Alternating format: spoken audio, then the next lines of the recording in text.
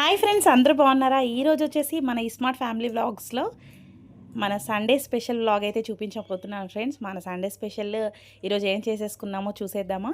ఈరోజు అయితే నేను పూరి మన అందరి ఫేవరెట్ అండి. అంటే మా ఇంట్లో అయితే పిల్లలకి చాలా ఇష్టం అండి పూరి.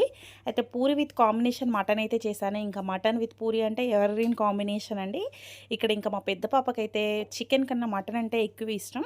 సో ఇంకా ఫస్ట్ తనకైతే మేము టేస్ట్ చేసి తనకైతే పెట్టేశాను. ఇంకా తింటూ నాకు రివ్యూ అయితే కంపల్సరీ కావాలి. సో రివ్యూ అయితే ఇస్తుంది.